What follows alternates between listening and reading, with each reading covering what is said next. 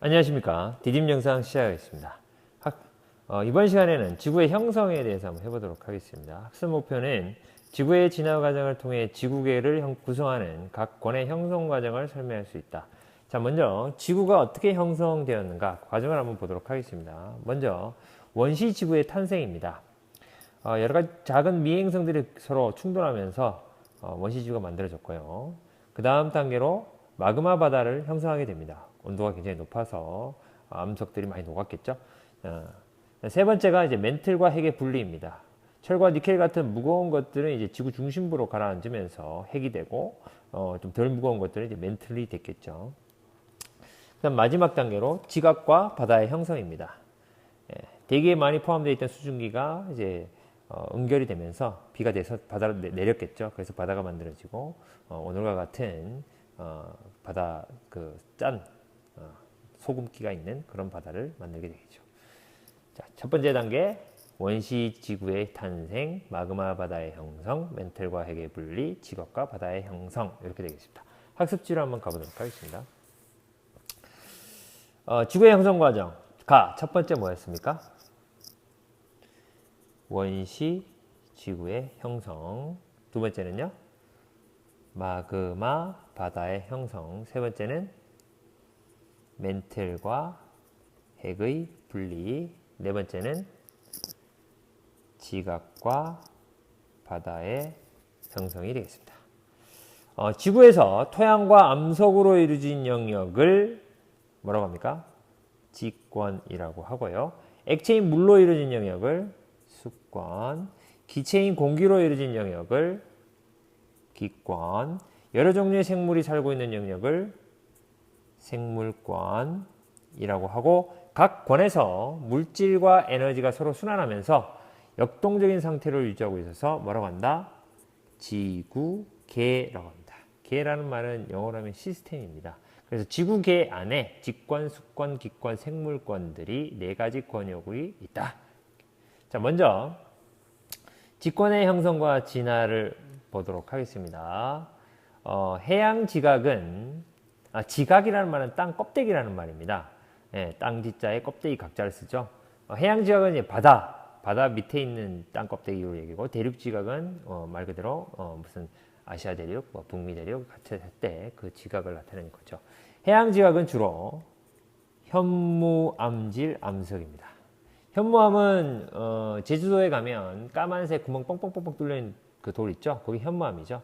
그런 질의 암석이고, 대륙 지각은 화강암질로 형성되었죠. 화강암은 우리 그 학교 정원에도 비석이 큰 게 하나 있지 않습니까? 그 돌이 화강암입니다. 형성된 지각은 멘틀의 대류로 움직이며 마그마 분출로 새로운 지각을 형성. 어디에서 마그마 분출로 새로운 지각이 형성됩니까? 바다에 있는 산맥이죠. 해령이라고 합니다. 해령에서 마그마 분출로 새로운 지각이 형성하였고, 이동하던 지각이 소멸됐다. 어디에서 이동하는 지각이 소멸됩니까? 바다에서 가장 깊은 곳이죠. 해구죠. 해구. 해구에서 이동하는 지각이 소멸됐다. 비로 인한 풍화, 침식으로 퇴적물이 쌓여 이것을 형성하였다. 이것은 방패를 엎어놓은 모양인데, 풍화 침식으로 인해 가지고 퇴적물들이 계속 이렇게 쌓여요. 쌓이면서 이제 만들어진 지형인데, 순상지라고 합니다. 순상지. 여기 답이 있네요. 순상지인데, 이 순상지는 방패를 엎어놓은 모양으로 원만한 경사를 이루는 지형이다. 교과서를 한번 보도록 하겠습니다. 교과서 96페이지에 있는 그림이죠. 지각의 운동인데요.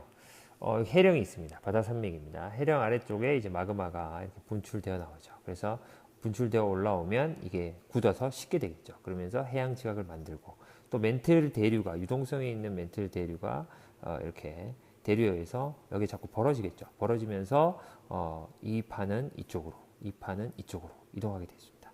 이동하면서 이제 대륙 지각과 만나는 부분에 해구가 만들어지죠. 그래서 해양 지각이 밀도가 좀 커요. 그래서 대륙 지각 아래로 내려가면서 해구가 만들어지고, 대륙 지각은 소멸됩니다. 그리고 이 부분에서 지진도 일어나고 또 화산 폭발도 일어나고 하죠. 그래서 판의 경계 부위에 해당하는 지금 일본 같은 경우에 화산과 지진 활동이 활발하죠. 그래서 해령에서 지각이 만들어지고, 해구에서 지각이 소멸된다.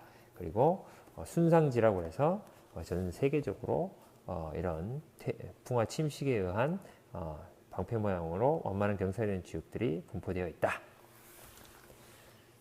자, 학습지로 한번 돌아보겠습니다. 자, 수권의 형성과 진화를 한번 보도록 하겠습니다. 지구가 형성되는 과정에서 미행성이 충돌할 때 지구 내부에서 대기 중으로 방출된 이것은 지구가 식으면서 비가 돼요. 이게 식으면 비가 돼요. 이게 뭘까요? 수증기죠. 수증기는 지구가 식으면서 비가 되어 지상으로 떨어지기 시작하였다. 비는 지각을 침식시키는 과정에서 지각에 있는 나트륨, 마그네슘, 칼슘, 칼륨 등의 원소가 물에 녹아 들어가면서 현재와 같이 염류가 포함된 뭡니까?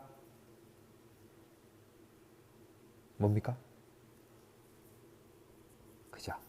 바다죠. 바닷물을 형성하였다. 그죠? 바닷물이 거의 97% 정도 됩니다. 육지에 있는 물 한 2%좀 더 되죠. 네, 조금 이따 책을 한번 볼게요. 자, 물은 지구의 무슨 순환에도 기여합니까? 물은 다른 물질에 비해 열이 많이 포함되어 있어요. 그죠? 에너지죠, 에너지. 예, 에너지 순환에도 기여하고요.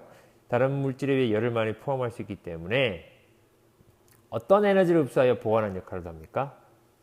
우리가 전 시간에 했던 태양 복사 에너지를 흡수하여 보관하는 역할도 하죠.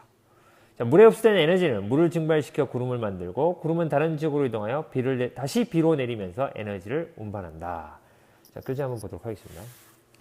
97페이지에 보면 이제 지상의 물의 분포인데요. 바닷물이 97.2%, 육지물이 2.8%, 육지물 중에 지하수가 23%, 빙하가 76%. 그죠? 그리고 사실 인간이 이용할 수 있는 물은 극히 드물죠.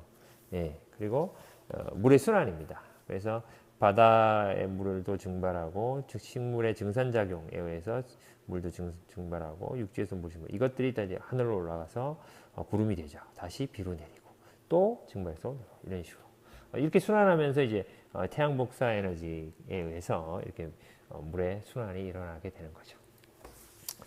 다음 기권의 형성과 진화입니다.